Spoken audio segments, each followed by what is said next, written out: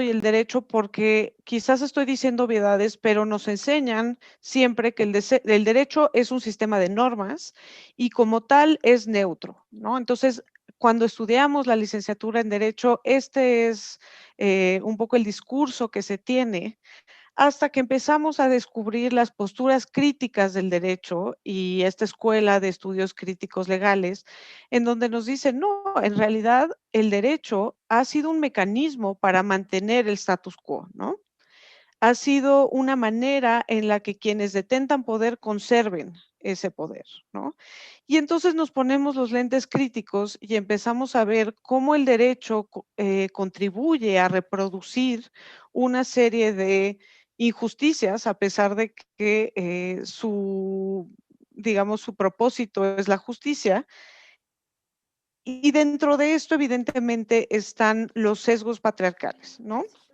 Por supuesto, cuando hablo de patriarcado, no hablo del patriarcado en términos del derecho romano, sino hablo del patriarcado en cuanto al modelo de sociedades regidas por la dominación masculina.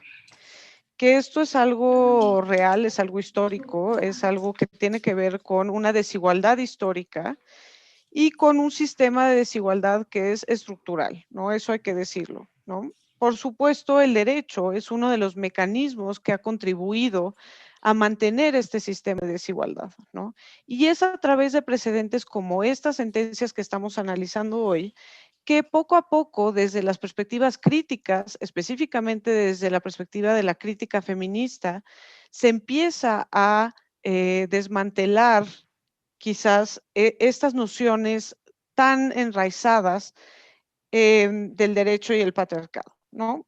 Como ejemplo de esto, porque me podrían decir, no, pero es que no es cierto que el derecho es un instrumento del patriarcado, tú feminista extremista, ¿no? Y por eso me gusta citar ejemplos de otras normas dentro del propio Código Civil, que ahora nos causarían shock y sin embargo estaban en los libros, ¿no? Y específicamente quiero hablar, por ejemplo, del artículo 168 del Código Civil, que era el federal y para el Distrito Federal, que decía que estará a cargo de la mujer la dirección y cuidado de los trabajos del hogar. Y luego el 169 nos decía, la mujer podrá desempeñar un empleo, ejercer una profesión, industria, oficio o comercio, cuando ello no perjudique a la misión que le impone. O sea, si no incumple con los deberes del hogar, entonces podrá trabajar. Y nos decía el 170, el marido puede oponerse si subviene a todas las necesidades del hogar. Puede oponerse, perdón. O sea, que si él era buen proveedor, entonces podía oponerse a que la mujer trabajara.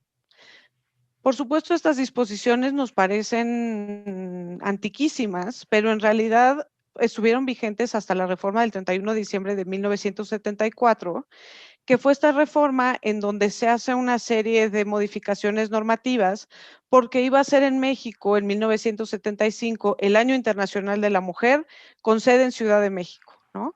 Y entonces, por supuesto, también a partir de los reclamos de las feministas, tanto en México como en otros países, dicen, ¿cómo es posible que vamos a ser sede del Año Internacional de la Mujer cuando tenemos en los libros estas normas, ¿no? Entonces, se hace esa reforma que es la que va con el artículo 4 constitucional. También ahí se hace esa serie de reformas constitucionales que tienen que ver con igualdad entre la mujer y el varón.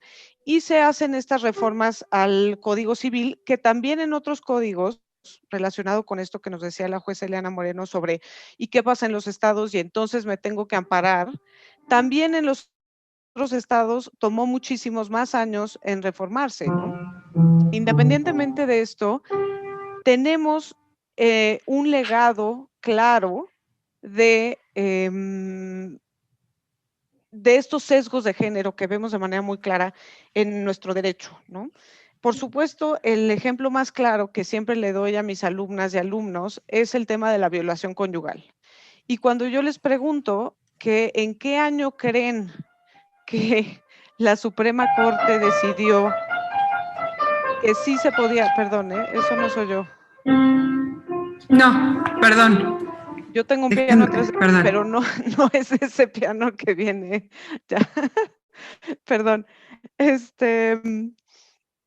cuando les pregunto en qué año creen que la Corte dijo que efectivamente era delito de violación si se violaba a la esposa, ¿no?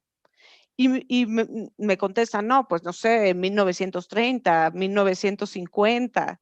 Cuando yo les digo que esta decisión de la Corte es de 2004, se van para atrás. Tenemos un precedente de 1994 en donde la Suprema Corte dice no hay violación si hay cópula ordinaria, lo que hay es el abuso de un derecho, ¿no? Entonces es relativamente reciente esto de empezar a cuestionar los sesgos de género que contienen las normas.